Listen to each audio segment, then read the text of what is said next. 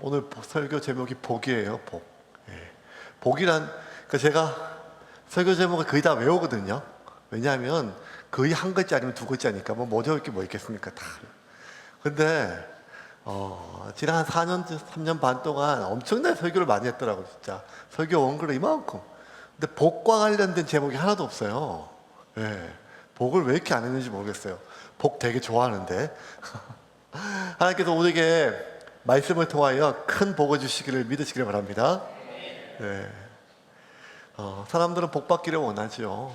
그래, 내가 참 행복하기를 원합니다. 인생의 목적이 행복이죠.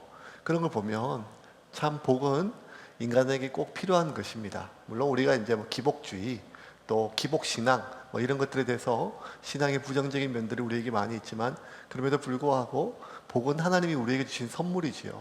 그리고 세속적인 복을 하나님의 복으로 착각하는 것이 문제지, 하나님께서 우리에게 주신 복은 분명히 선물입니다. 이렇게 행복하기를 원하고 복되기를 원하는데, 그럼에도 불구하고 인간은 참 나의 행복이 중요하지 타인의 행복이 그렇게 중요하지 않아요. 더 정확하게 얘기하면 나의 행복을 위하여 타인이 조금 해가 될 것 같으면 언제든지 그 사람을 정리할 수 있는 것이 인간인 것 같아요. 그래서 달면 삼키고 쓰면 뱉는다, 이런 말들, 참 이렇게 인생 살아가면 이런 말들이 참 무섭게 다가올 때가 있거든요.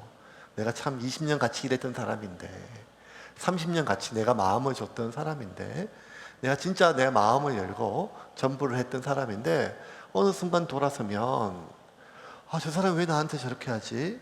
왜 돌아서지? 뭐 하지?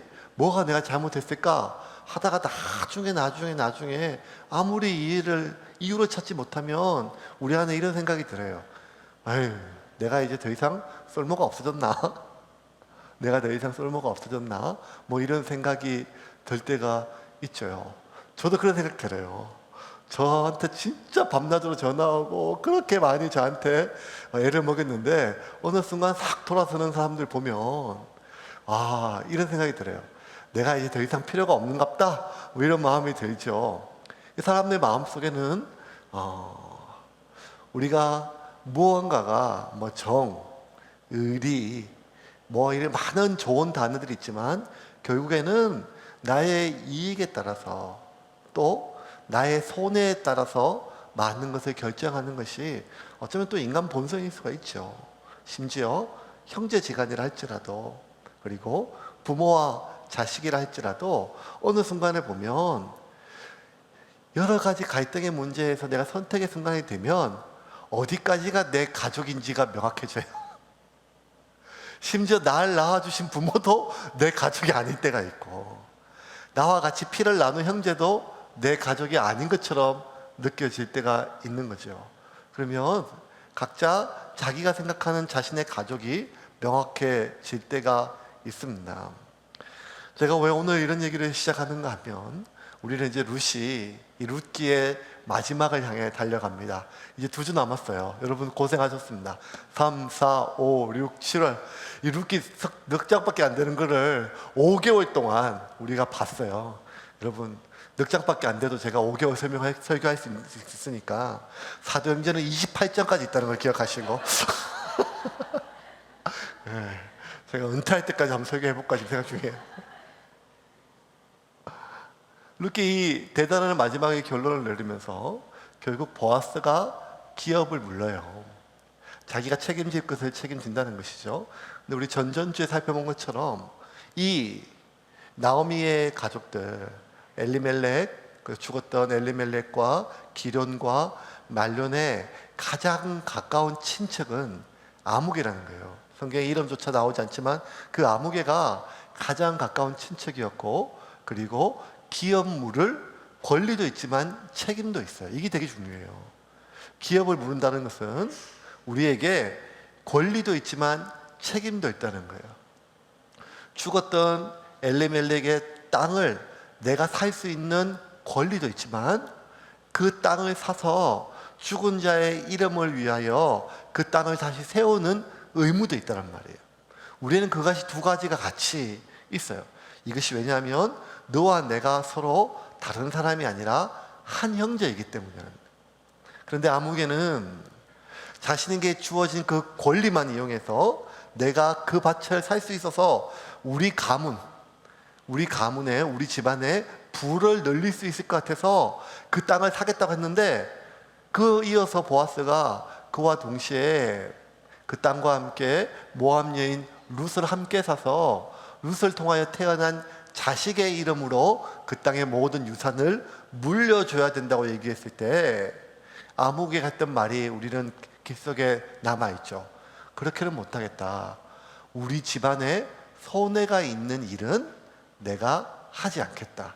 그래서 신발을 벗기고 그것에 수치를 당하게 한 뒤에 그 밭을 보아스가 사고, 그리고 룻을 아내로 맞이하는 것이 우리 지난번에 살펴봤던 장면입니다. 그 마지막 그 아무개가 자신의 신발을 벗는다는 것은 수치를 뜻하는 이야기인데, 그럼에도 불구하고 내가 이런 창피한 놈, 내가 이렇게 도의도 모르고 지만 알고 내가 이렇게 뻔뻔한 놈이라고 하는 그런 욕을 듣고 수치를 당할지언정 내가 우리 집안에 금전적인 소재를 끼치는 것보다 낫다는 거예요. 그래서 내가 우리 집안에 손해를 끼칠 수는 없다. 그래서 나는 기업을 무르지 않겠다, 이 말. 여기에서 가장 큰 하나님이 지금 보는 이 아무개, 그 이름조차 이 성경책에서 지워버릴 만큼, 누구도 기억하지 못하게 아무개로 남을 만큼, 그 아무개의 가장 큰 잘못은 내가 손해보지 않겠다, 손해보지 않으려는 마음 때문이 아니라 우리 집안이 손해보지 않겠다는 말이에요. 무슨 말인가 하면, 그 집안은 엘리멜렉 집안이고 우리 집안은 우리 집안이라는 거예요. 그는 그고 나는 나라는 거예요. 자기가 가장 가까운 친척임에도 불구하고 마지막 어쨌든 이익의 결정의 순간이 되면 그와 나는 아무런 관계가 없다는 것입니다. 이것이 하나님이 그 이름을 지워버리는 가장 큰 죄악으로 여겼다는 것입니다. 그러므로 어쩌면 오늘 우리는 2019년에 살아가는 한국교회 성도로서 교회가 교회에 대해서, 성도가 성도에 대해서, 목사가 목사에 대해서 죄를 지을 수 있는 것은 욕을 하고 비방을 하고 무너뜨리고 이런 것도 있지만, 너와 내가 아무 상관이 없다는 생각이라는 거예요. 그건 네 교회고 이건 내 교회라는 거예요. 당신은 당신이고 나는 나라는 거예요. 우리가 한 하나님을 하나님으로 부르고 형제 자매라고 부르면서도 불구하고 우리는 형제가 아니라는 것이죠. 우리가 자매가 아니라는 거예요. 처음부터 이렇게 얘기하진 않아요. 그리스도 안에 다 형제요 자매요 같은 교회라고 얘기하면서도 불구하고 어느 시점에서 그렇게 드러나는가 하면, 나의 이익과 손해가 결정되는 일의 패스는 너네 교회고 우리 교회라는 거예요. 너고 나라는 거예요. 한 형제가 아니고 한 교회가 아니고 한 몸이 아님을 우리는 나의 이익과 손해가 드러나는 게 있어서 철저하게 너는 다른 교회, 다른 형제, 다른 사람, 타인, 나와 상관없다는 거예요. 그러므로 너의 고통이 나에게 별 의미가 없다는 것입니다. 이것이 하나님께서 악으로 규정하시고, 그러한 개교회주의가 어쩌면 교회 안에 들어오는 가장 큰 세속화라는 거예요. 그런 차원에 있어서 룻기의 마지막에 이제 보아스가 자기가 그 기업을 물은다는 거예요. 그 죽은 자들의 땅을 대신 사고 그와 함께 그 죽은 자들의 아내, 그 모압 여인 룻을 아내로 삼아 자식을 낳으면 그들에게 죽은 자의 이름을 다시 세우겠다고 하는 이 보아스의 고백은 참 귀한 거지요. 오늘 본문 9절 10절 같이 한번 읽겠습니다. 같이 읽겠습니다. 시작. 보아스가 장로들과 모든 백성에게 이르되, 내가 엘리멜렉과 기럐과 말론에게 있던 모든 것을 나오미의 손에서 산 일에 너희가 오늘 증인이 되었고, 또 말론의 아내 모압 여인 룻을 사서 나의 아내로 맞이하고 그 죽은 자의 기업을 그의 이름으로 세워 그의 이름이 그의 형제 중과 그곳 성문에서 끊어지지 아니하게 하매 너희가 오늘 증인이 되었느니라 하니. 자, 보아스가 장로들과 모든 백성에게 이르되, 내가 엘리멜렉과 기럐과 말론에게 있던 모든 것을 나오미의 손에 산 일에 너희가 정인이 되었고. 그러면서 그 다음에 19, 70절이 중요해요. 내가 이거 산 이유는 무엇인가 하면 제가 막 서두에 말씀한 것처럼 또 말론의 아내 모압 여인 룻을 사서 나의 아내로 맞이하고 그 죽은 자의 기업을 그의 이름으로 세워 그의 이름이 그의 형제 중에 그곳 성문에서 끊어지지 아니하게 하매 너희가 오늘 증인이 되었느니라 하시니라. 무엇을 세우겠다는 거예요? 죽은 자의 이름을 세우겠다는 거예요. 그것이 우리 가문, 내 보아스의 가문의 이름을 세우는 만큼 중요한 일이라는 것입니다. 하나님이 이 메시지를 새움교회 주신 메시지물을 받으시기를 주님의 이름으로 축원합니다. 여러분, 우리가 그렇게 삽시다.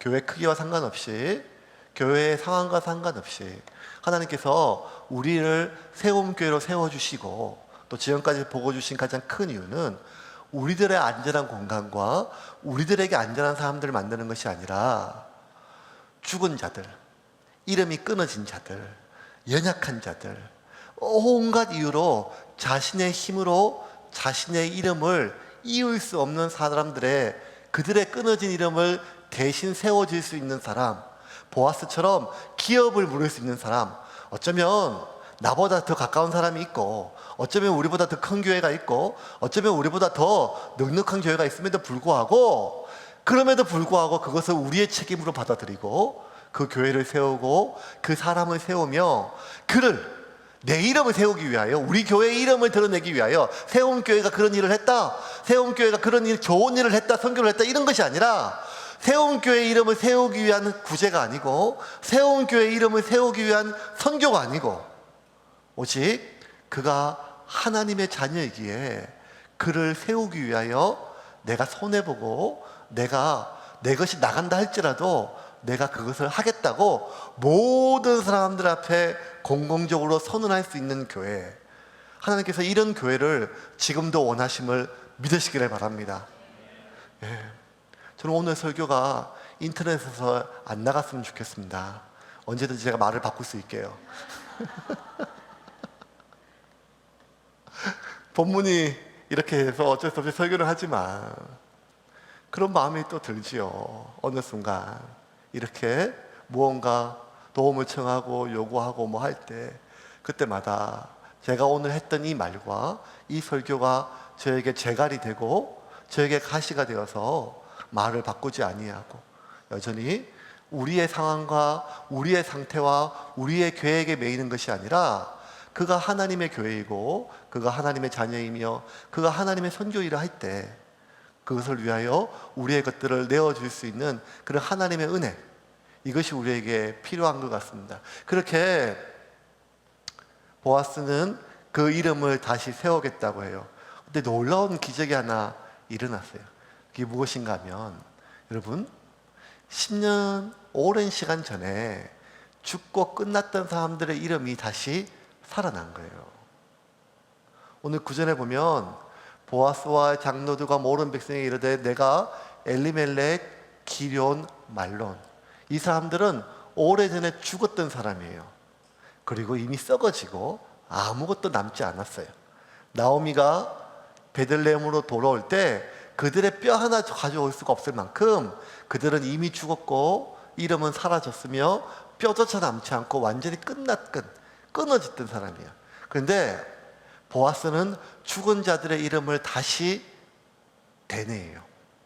다시 살려내요. 그리고 더 놀라운 건 뭔가 하면 그렇게 죽은 자들이 원래 이스라엘 백성들은 무엇이 가장 큰 복인가 하면 하나님께서 자신의 이름을 기억해 주는 것을 가장 큰 복으로 얘기해요.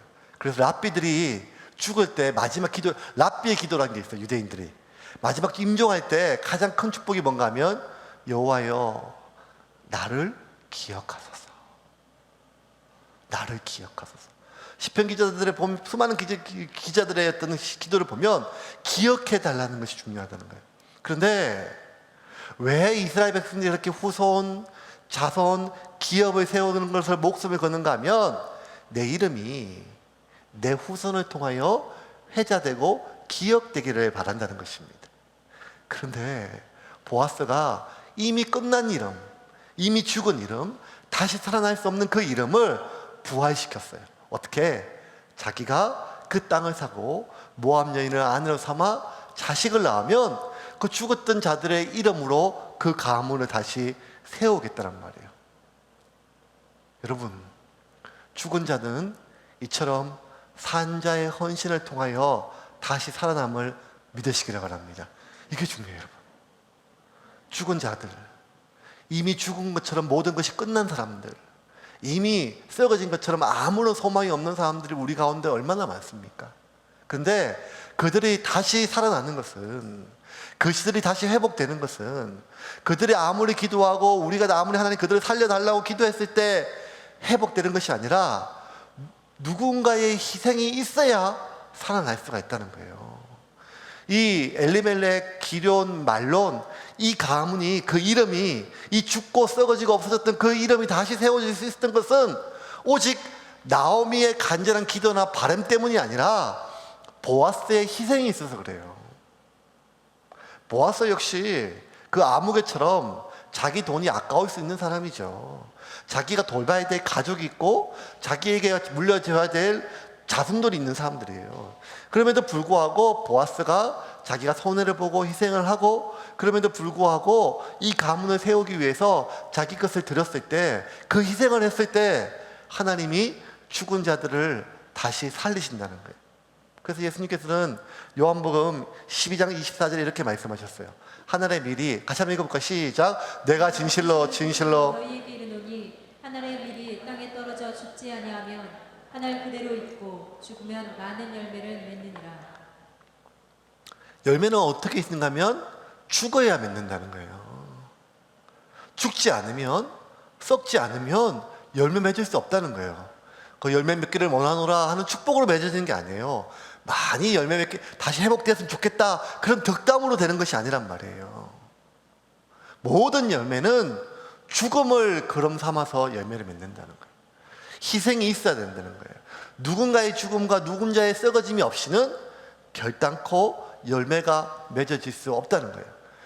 엘리멜렉과 말론과 기론의 그 죽은 자들의 이름이 다시 살아날 수 있었던 것은 보아스의 희생, 보아스의 죽음, 보아스의 썩어짐이 있었기에 이것이 가능했다는 것입니다. 그러므로 여러분, 우리에게 이런 눈이 있어야 돼요. 누군가의 열매를 보면 그 열매를 위하여 수고한 손길들을 볼 수 있는 눈이 있어야겠죠. 제가 지난번에 한번 설교했었잖아요. 제주도에서 한번 이렇게 살림을 살아보고 음식을 하고 누군가 초대해서 하루 종일 음식장만 했는데 갑자기 초대가, 그 사람이 약속이 틀어져 가지고 안 갔을 때 제가 너무너무 화가 나서 뭘 회개했는가 하면 신반 약속해놓고 갑자기 빵꾸 내가지고 하루 종일 기다리고 준비했던 것들.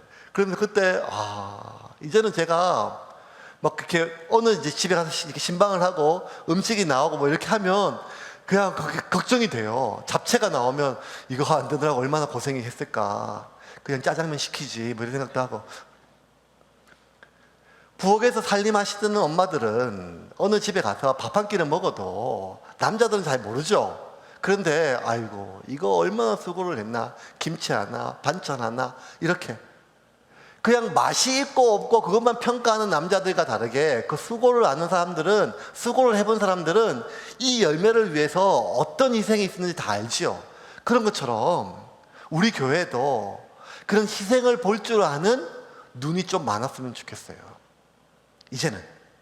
그래서 교회가 이렇게 뭐가 있으면, 교회가 뭐가 참 예배가 좋으면 이 예배를 위해서 수고한 그 희생이 보였으면 좋겠고, 공간이 좋으면 그 공간을 위하여 희생이 보였으면 좋겠고, 청소가 되어 있으면 그 깨끗함에 대한 희생이 보였으면 좋겠고, 그러니까 우리 주변에 있는 수많은 좋고 나쁘고 맛있고 맛이 없고 깨끗하고 더럽고 이것만 볼 줄 아는 소비자의 눈이 아니라 열매를 보고 그 열매를 위하여 수고하고 헌신한 희생을 볼 줄 아는 그 눈이 많을 때 하나님께서 그 공동체는 평안 가운데 인도하실 줄을 믿으시기를 바랍니다.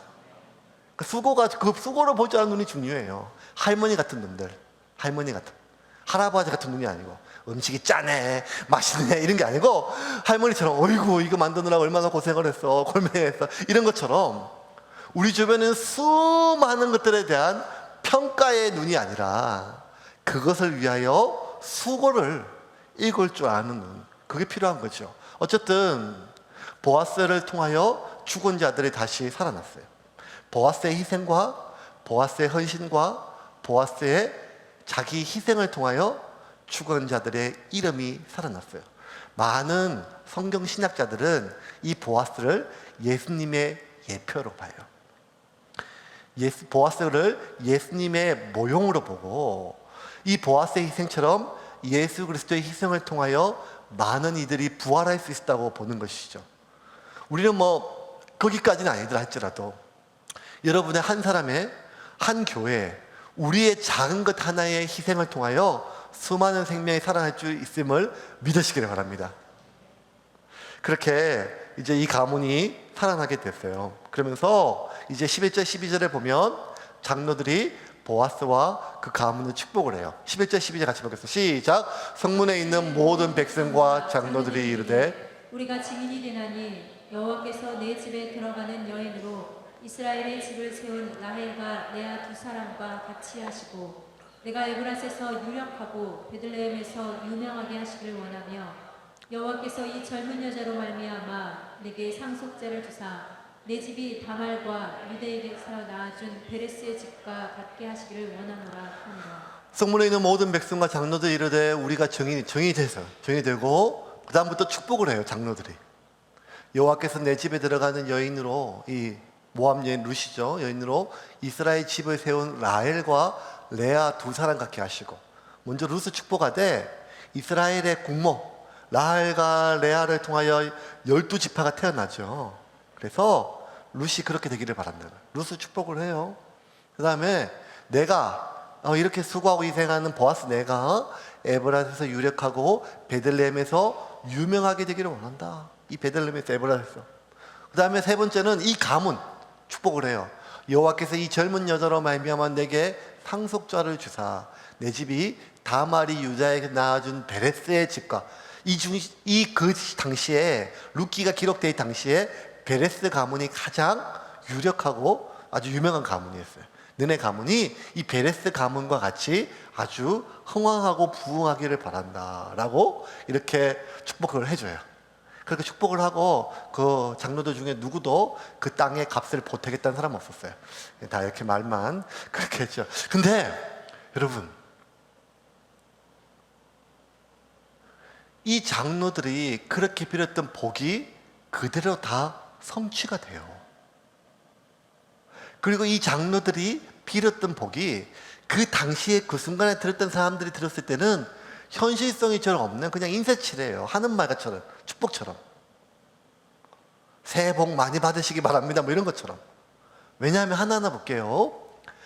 이 성문에 있는 모든 백성과 장로들이 이르되 우리가 정인이 되나니 여호와께서 내 집에 들어가는 여인으로 이스라엘 집을 세운 라헬과 레아 두 사람 같게 하시고 무슨 말인가 하면 이스라엘 전체 한 지파가 일어난 것처럼 이 룻을 통하여 이 한 민족이 일어나게 해 주옵소서 뭐 이런 기도예요. 이런 축복이에요. 그런데 여러분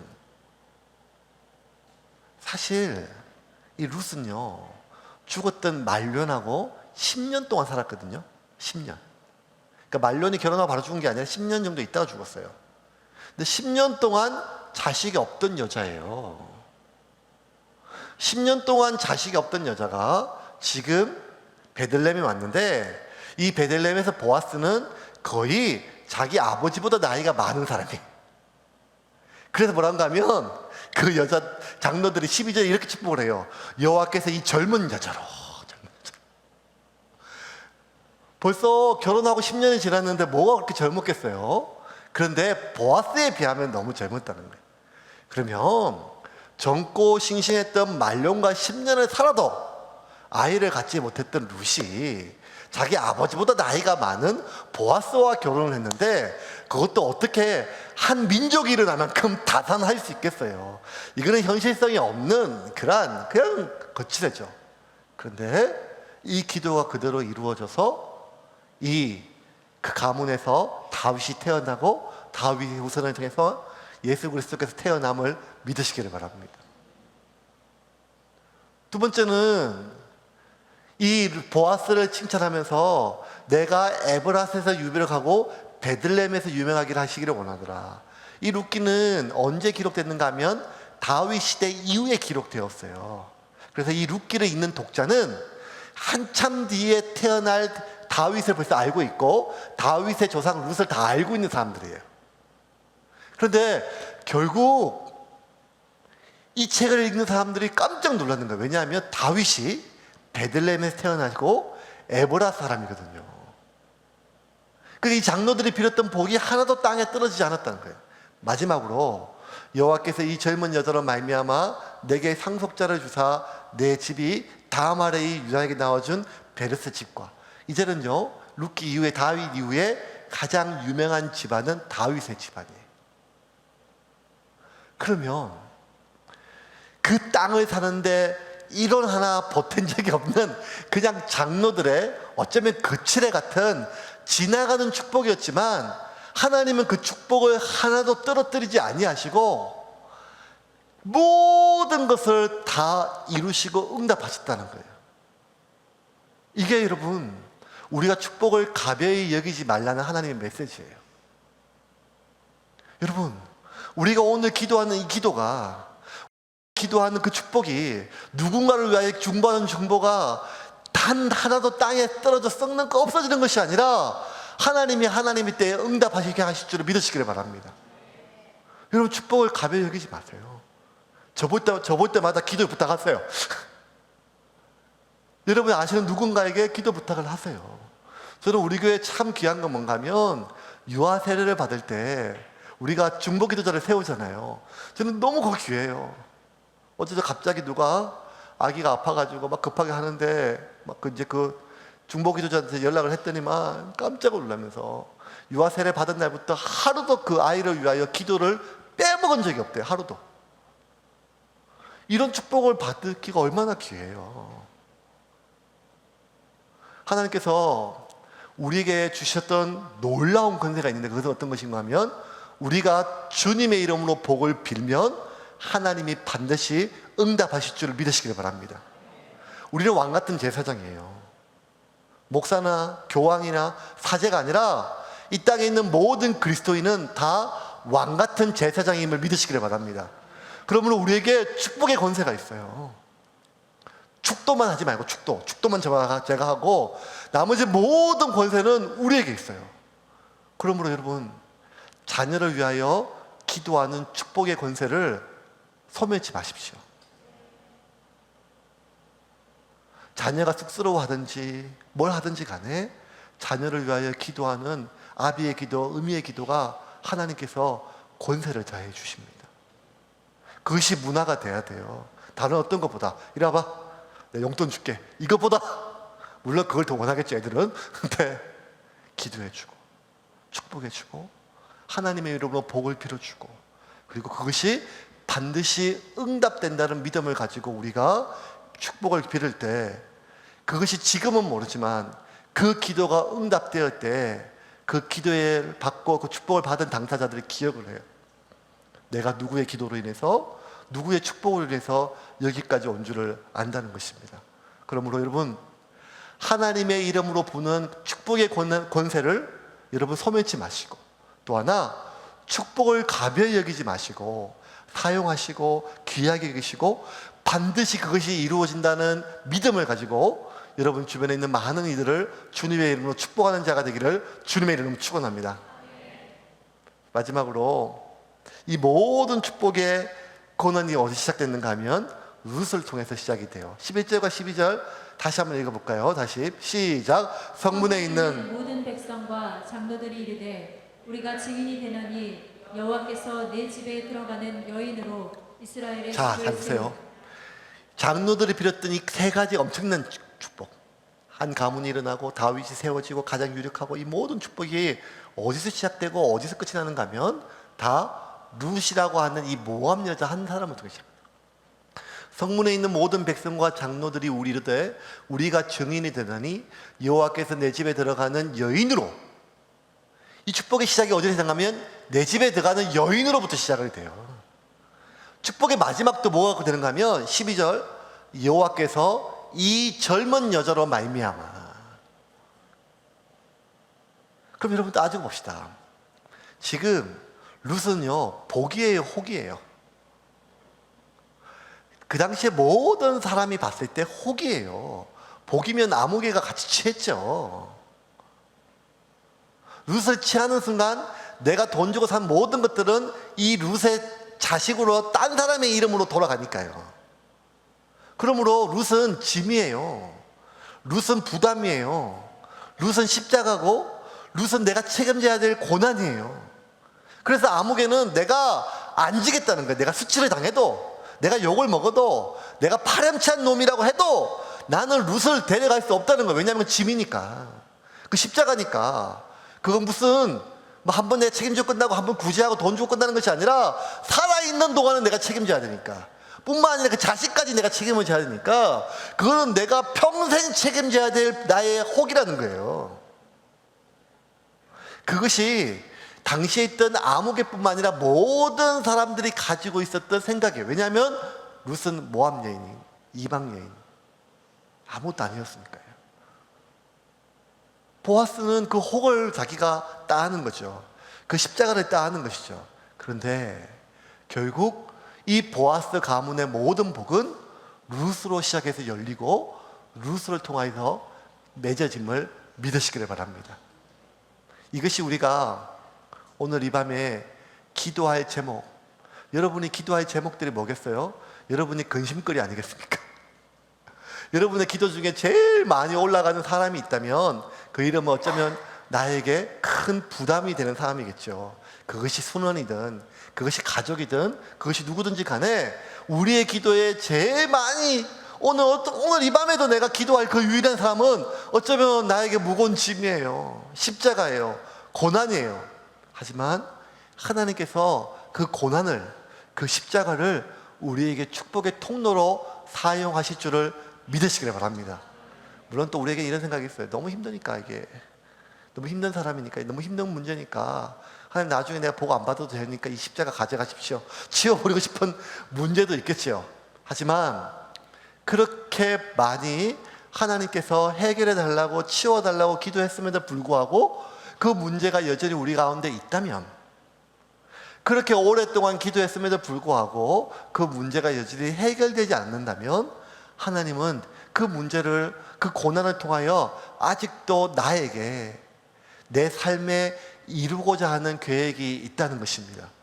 그러므로 오늘 이 밤에 우리가 어쩌면 기도하는 그 제목, 그 고난, 그 십자가, 그 아픔을 혹과 부담과 책임만으로 여기는 것이 아니라 하나님, 이것이 나의 축복의 문이 되게 해 주시옵소서 기도하실 때 하나님이 고난을 변하여 우리에게 축복으로 만들어 주실 줄을 믿으시기를 바랍니다.